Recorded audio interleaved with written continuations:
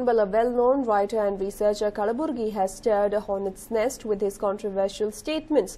The BJP youth wing members staged a protest near Maurya Circle today as they demanded Kalaburgi's arrest immediately. He had said that worshipping a god is not wrong, but worshipping statues and stone idols is just a myth and not fruitful. He had even gone on to state, and I quote, "Even if you urinate on those idols, it will neither hurt you nor will it curse you," unquote. ಸಮಾಜದ್ರೋಹಿ ಕಲಬುರ್ಗಿಗೆ ಧರ್ಮದ್ರೋಹಿ ಕಲಬುರ್ಗಿಗೆ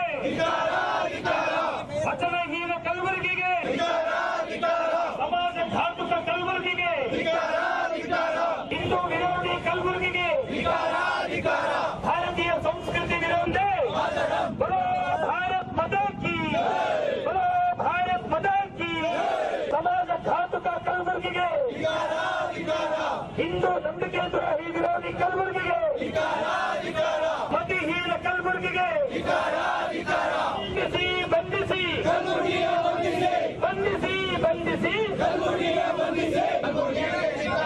ಧಿಕ್ಕಾರ ಧಿಕ್ಕಾರ. Let's listen to what Kalaburgi had to say. Although he was quick to deny these allegations, he said that he was merely quoting what U.R. Anantamurthy had previously said. Let's listen in. ಬೆಂಗಳೂರಲ್ಲಿ ವಿಜ್ಞಾನ ಭವನದೊಳಗೆ ಮೂಢನಂಬಿಕೆ ಕುರಿತು ಒಂದು ವಿಚಾರ ಸಂಕಿರಣ ಹಮ್ಮಿಕೊಂಡಿದ್ರು. ಮೂಢನಂಬಿಕೆ ಅಂದ ಕೂಡಲೇ ದೇವತೆಗಳ ಮೂರ್ತಿ ಪೂಜೆವೆಲ್ಲ ಬಂದೇ ಬರ್ತಾವೆ.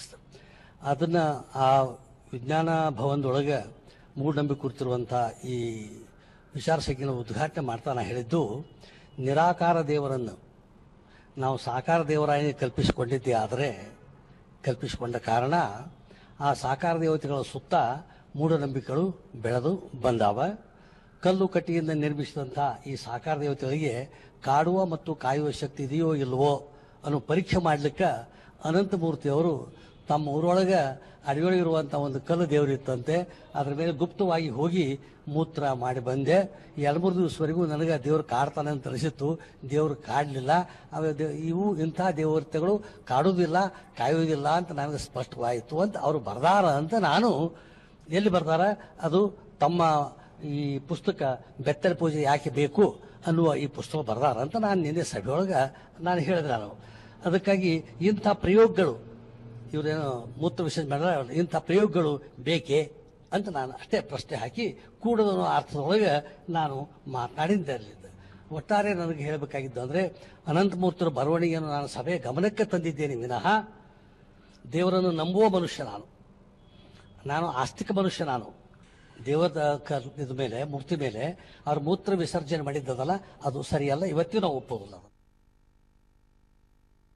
ಬೆಂಗಳೂರಲ್ಲಿ